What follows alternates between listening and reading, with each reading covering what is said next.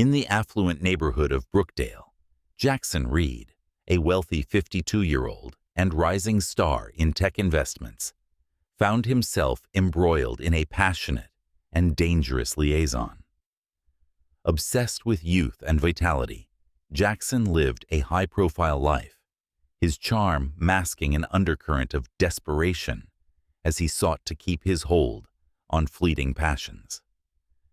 That desperation found its outlet in Clara Knight, a vibrant 25-year-old art student from the city, whose financial struggles drove her into his orbit.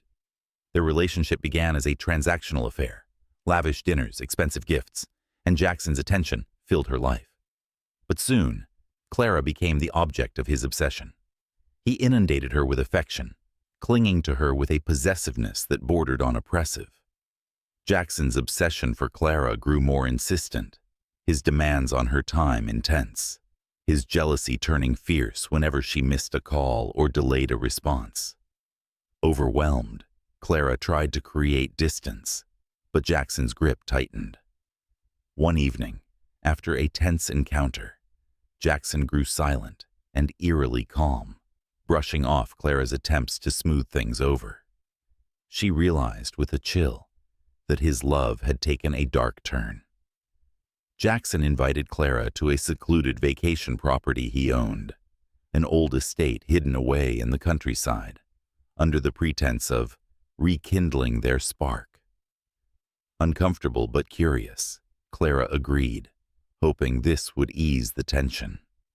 As they arrived, she found herself isolated, her phone out of reach, and her anxiety mounting as Jackson's expression took on a coldness she'd never seen before. Over a quiet dinner, his words became pointed. He spoke of betrayal, of youth slipping away, and finally, of how he would never let her go, no matter what it took.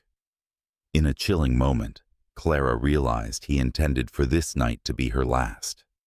Gathering her wits, she managed to slip away, bolting into the night. Her escape was frantic, the dense woods and Jackson's deranged shouts closing in around her. Hours later, Clara emerged from the forest, shaken but alive.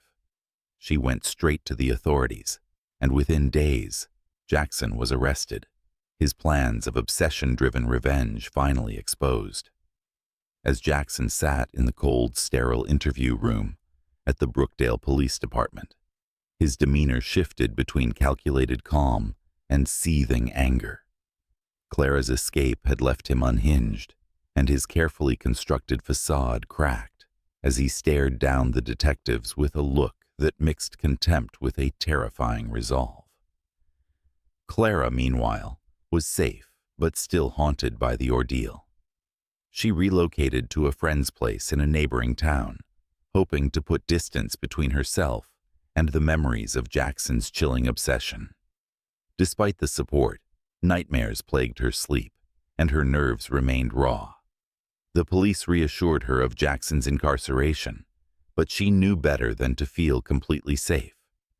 A man with Jackson's wealth and connections could bend the system to his will, and a part of her feared he would find a way to reach her once more. The investigation uncovered unsettling details. Jackson's history with Clara was only the most recent chapter in a long line of affairs, many of which had ended on troubling terms. Several former partners described him as charming and generous initially, only to turn controlling and unpredictable. But none had experienced his obsession to the extent Clara had. She was the only one he had tried to eliminate when she threatened to leave. Detective Sam Brooks, who had taken charge of the case, grew increasingly disturbed by Jackson's behavior. The more he examined Jackson's past, the more apparent it became that Clara's escape had shattered something inside him. Jackson seemed both furious and fascinated with Clara's resilience, unable to understand how his plans had been thwarted. Obsessed with control, Jackson began orchestrating subtle moves from behind bars, anonymous calls to Clara, cryptic letters, and a chilling message sent through her friends, a reminder that he hadn't forgotten. One afternoon, as Clara returned to her temporary refuge, she noticed a letter slipped beneath the door.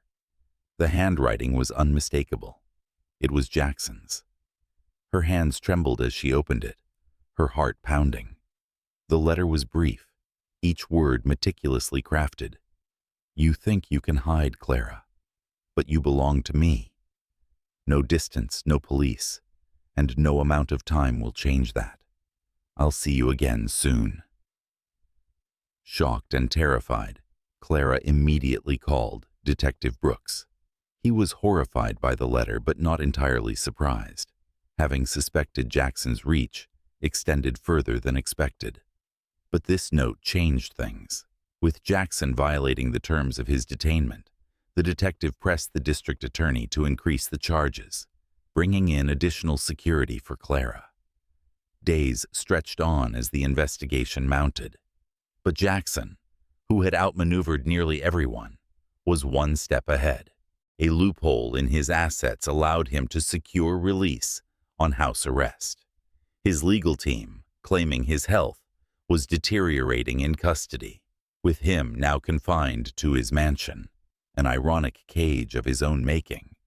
Clara was left to wonder whether this confinement was the end of his reach, or merely the beginning of a new and deadlier game. Clara knew her only chance at peace was to vanish, to cut every tie and slip into a new life. But the knowledge that Jackson was no longer fully detained left her both paralyzed and defiant. She refused to be his captive, even from afar. As the days ticked on, Clara hatched a plan of her own, one she hoped would sever Jackson's grip on her life, once and for all. The final confrontation loomed, a deadly endgame that would bring both Clara and Anne Jackson to the precipice of ruin or escape. Clara's life had become a meticulous routine of self-defense training and cautious moves. Each step of her day was carefully calculated, each encounter guarded, her instincts honed by fear. Determined to put an end to Jackson's relentless pursuit, she made a decision: to confront him on her terms, with evidence that would bring about his permanent imprisonment. Detective Sam Brooks, initially skeptical of Clara's resolve to face Jackson, ultimately agreed to support her. He saw no other way to protect her long-term, unless Jackson's obsession was documented beyond denial. Brooks devised a plan with Clara, fitting her with a wire and setting up a meet in a public place. Clara would provoke Jackson to confess his intentions, his threats, and his schemes, all under close surveillance by Brooks's team. The setting was a sleek downtown cafe, dimly lit, where Clara could feel the weight of every eye and every whispered word. She seated herself, her hands icy, as she awaited Jackson's arrival. At precisely 8 p.m., he appeared, gliding into the cafe, as though he hadn't a care in the world, his eyes lighting up as they found Clara. He gave her a sinister smile, equal parts smug and possessive. His presence was unnervingly calm, his confidence boundless.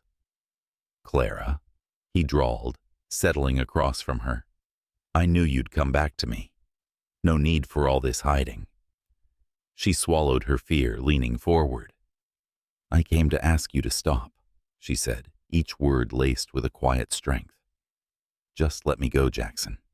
You've done enough damage."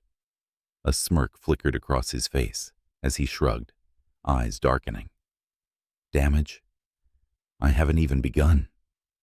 He leaned closer, voice dropping to a cold whisper.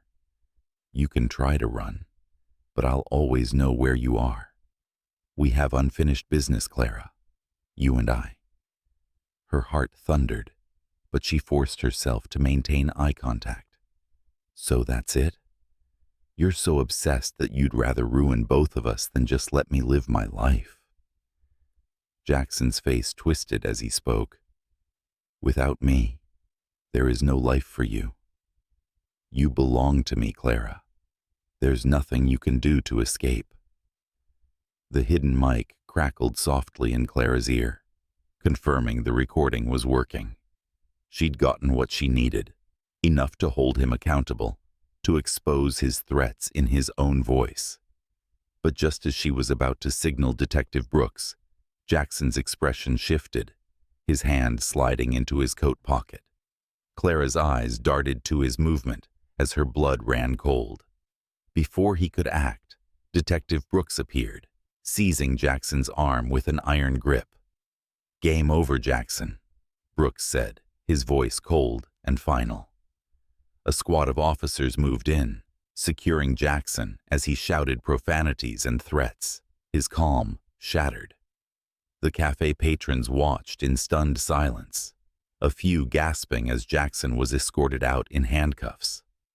Outside, Clara slumped against a lamppost, the adrenaline finally ebbing as Detective Brooks approached her. "It's over, Clara," he said softly, his eyes reassuring.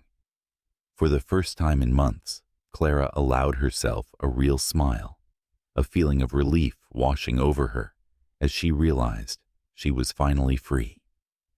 Jackson Reed's reign of terror had ended, not with a final confrontation of violence, but with his own twisted words, sealing his fate and releasing her from his grasp forever. As the police van carrying Jackson disappeared into the night, Clara felt the weight of the past months lift. The obsession, the darkness, it was all behind her. With a final glance at Detective Brooks, she turned and walked away, stepping into a future that was finally her own. Clara awoke the next morning, her room filled with sunlight, a strange, almost surreal peace, replacing the constant dread she'd lived with for months. The night before, after Jackson's arrest, she'd gone home and slept for the first time without fear. Yet, even as relief settled in, a lingering unease gnawed at her. She'd lived under Jackson's shadow for so long that freedom felt almost unfamiliar. Meanwhile, Jackson sat in a cold, stark cell, his freedom irrevocably taken. The evidence from his recorded threats was damning, and as the trial approached, his influential connections abandoned him, wary of his now public obsession and crimes. Reporters descended on the courthouse, capturing every detail of Jackson's fall from grace, his reputation unraveling with each headline. During the trial, Clara took the stand. Her voice steady, she recounted the fear, the harassment, the manipulation, and Jackson's unrelenting determination to control her life. The jury listened intently, horrified by Jackson's obsession and Clara's resilience. The final blow came when the court replayed his chilling threats, sealing his fate. The verdict came swiftly. Jackson Reed was sentenced to 25 years without parole, a sentence that left him with nothing but time to reflect on his obsessions and the life he'd destroyed in his twisted pursuit. As he was led away, his face contorted in a mixture of rage and disbelief, and for a fleeting moment, he looked back at Clara with a hateful glare. But she held his gaze without fear, knowing that he no longer had any power over her. Outside the courthouse, Detective Brooks approached Clara with a smile, his respect for her resilience evident. "It's truly over now," he said. She nodded, taking a deep breath and feeling, for the first time, that those words were true. In the weeks that followed, Clara reclaimed her life, her confidence and dreams restored. She re-enrolled in her art program, her work flourishing as she poured her experiences into her paintings. The darkness Jackson had cast over her life transformed into something powerful, something she used to fuel her art. One evening, as the sun set over the city, Clara found herself painting, her strokes bold and free, colors vibrant with life. She'd been through fear, obsession, and betrayal, yet here she stood, unbroken, free, and finally at peace. And as she watched the night settle, she knew that she had won her life back, forging a new beginning from the ashes of a nightmare.